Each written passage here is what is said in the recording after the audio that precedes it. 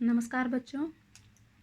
अध्याय 4 जो कि आप लोग का है कार्बन एवं उसके यौगिक, उसके अंतर्गत आज हम लोग पढ़ेंगे संरचनात्मक समावयव के बारे में। तो सबसे पहले हम लोग जानते हैं कि समावयव किसे कहते हैं। समावयव की परिभाषा कुछ इस प्रकार दी जा सकती है: वैसे यौगिक जिनके संगठन तथा अनुभार में समानता होते हुए भी उनके गुणों में विभिन्नता होती है, समावयव कहलाते हैं। या फिर इसको इंग्लिश में आइसोमर्स भी कहते हैं।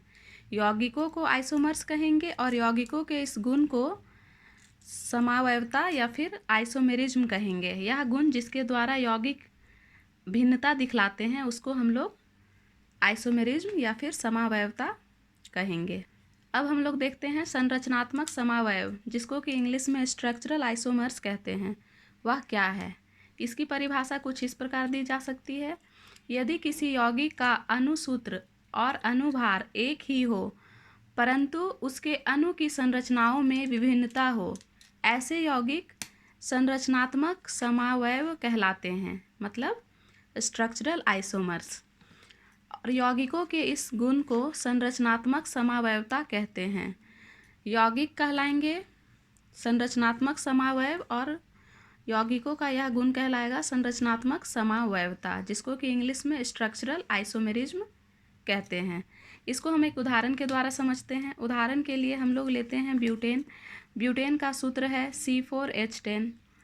तो इस सूत्र से हम लोग ब्यूटेन का अनुभार निकाल सकते हैं। वो अभी हम लोग आगे देखेंगे किस प्रकार अनुभार निकाला जाता है। तो इसकी दो संरचना बन सकती है। पहला आकृति जिसमें कि चारों कार्बन एक सीधी रेखा में है, दूसरी है जिसमें 3 कार्बन एक सीधी रेखा में है और एक ब्रांच या फिर डालीनुमा संरचना में है। तो क्या यह दोनों ब्यूटेन का आइसोमर्स है या फिर समावयव है, ये कैसे पता चलेगा हम लोगों को? इस संरचना में हम लोग देखेंगे कि कार्बन कितने हैं और हाइड्रोजन कितने हैं। आइए हम लोग देखते हैं। कार्बन हम लोग देख सकते हैं 1 2 3 4 4 कार्बन है और हाइड्रोजन कितने हैं 1 2 3 4 5 6 7 8 9 10। मतलब कि यह ब्यूटेन का एक समावयव है, मतलब एक उसका आइसोमर है। उसी प्रकार इसमें देखिए 1 2 3 4 कार्बन की संख्या 4 है और हाइड्रोजन को भी हम लोग काउंट करेंगे तो देखेंगे कि हाइड्रोजन की संख्या 10 है। इसी प्रकार अगर हम लोग किसी अन्य रूप में भी लिखेंगे, जैसे कि इसमें हम लोग देख सकते हैं इसी का ये उल्टा है, कार्बन इसमें नीचे था, इसमें ऊपर की तरफ है।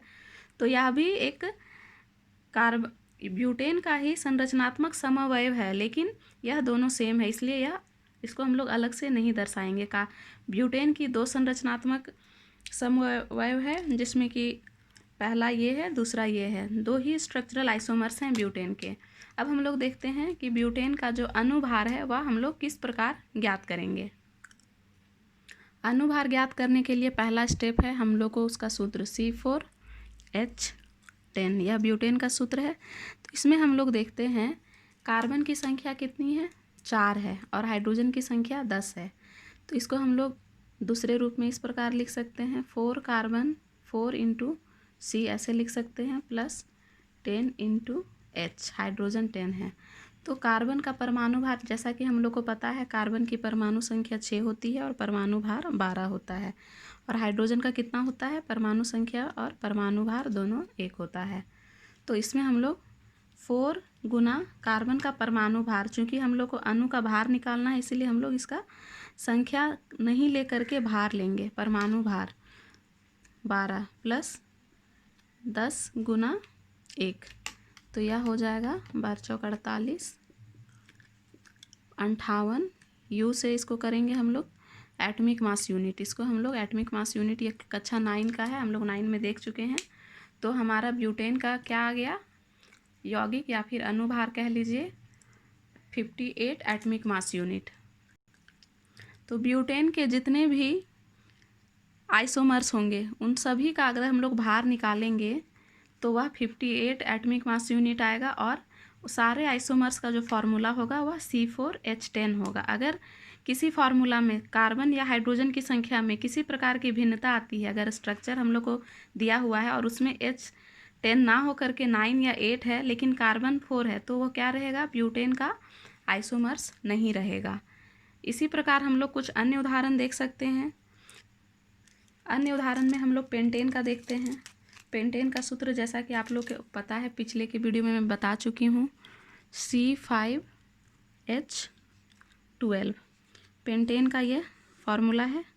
इसका हम लोग कितने प्रकार से संरचनात्मक समावयव लिख सकते हैं, आइए देखते हैं।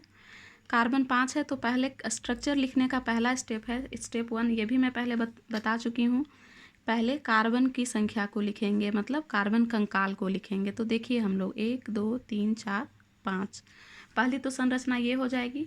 उसके बाद क्या होगा, इसमें हाइड्रोजन को मैं नहीं लिख रही हूँ, जितना बॉन्ड दर्शाया गया है वह बाकी क्या है, हाइड्रोजन को दर्शाएगा। देखिए इसमें 1 2 3 4 5 6 7 8 9 10 11 12, तो 12 इसमें हाइड्रोजन है। उसी प्रकार हम लोग इसके लिए दूसरा स्ट्रक्चर लिख सकते हैं, 1 2 3 4, 4 को एक लाइन में लिखेंगे और एक को हम लोग ब्रांच में लिखेंगे, तो यह भी दूसरा संरचना हो सकता है।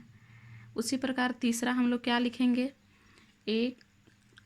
इसको तीसरा नहीं बोलेंगे, हम लोग पहले लिखते हैं 1 2 3 4, 4 कार्बन हम लोगों ने लिख दिया। अब हम लोग क्या करेंगे, इधर वाले कार्बन को ब्रांचिंग करेंगे, लेकिन हम लोग क्या पाएंगे कि यह संरचना और यह संरचना सेम है। अगर हम लोग इसको उलट देते हैं तो हमें यह संरचना प्राप्त होगा, इसीलिए यह दोनों आकृतियां सेम है, इसको उलट देंगे तो यह बनेगा। तो एक तो ये हुआ, दूसरा ये हुआ। और हम लोग देखते हैं कितने प्रकार से हम लोग इसके संरचना लिख सकते हैं, 1 2 3, 3 तो लाइन में रहेगा, एक हम लोग ऊपर और एक नीचे, ऐसा भी हम लोग लिख सकते हैं। 1 2 3 4 5, 5 कार्बन है। इसके अलावा हम लोग देखते हैं और क्या लिख सकते हैं, हम लोग इसके अलावा एक और संरचना लिख सकते हैं जो कुछ इस प्रकार होगा, 1 2 3, 3 तो लाइन में रहेगा और 1 4, और इसके नीचे हम लोग एक लिख सकते हैं 5, ऐसा भी संरचना कुछ लिख सकते हैं, 1 2 3 4 5, 5 कार्बन है। तो मतलब हम लोग पेंटेन को इतने विभिन्न प्रकार के संरचनात्मक समावयवों के द्वारा दर्शा सकते हैं। उसके बाद आप लोग को यह देखना है क्या यह जो लिखा हुआ है वह सही है या नहीं है, सही में ये पेंटेन का ये संरचनात्मक समावयव है। तो इसके लिए आप लोग हाइड्रोजन का वैलेंसी या हाइड्रोजन का नंबर बैठा करके काउंट कर सकते हैं, ठीक है। इसमें देखिए 3 5 6 7 8 9 10 11 12, अगर 12 हाइड्रोजन आ रहे हैं, इसमें भी आप लोग कर सकते हैं, हाइड्रोजन को नहीं बैठा करके देख सकते हैं। जितना भी हम लोगों ने संरचना लिखा है सब में आप लोग हाइड्रोजन को बैठा करके काउंट करके देखिए। अगर हाइड्रोजन 12 और कार्बन 15 है, मतलब कार्बन 5 और हाइड्रोजन 12 है, इसका मतलब क्या है, ये सारे पेंटेन के संरचनात्मक समावयव हैं। आप लोग इसी प्रकार अन्य दूसरे यौगिकों के लिए भी बना सकते हैं, जैसे कि हेक्सेन, हेप्टेन, नॉनेन, जो मैंने अल्केन सीरीज में बताया है। आप लोग बना करके प्रैक्टिस करेंगे और देखेंगे कि हर यौगिक का कितना संरचनात्मक समावयव बन पा रहा है। धन्यवाद।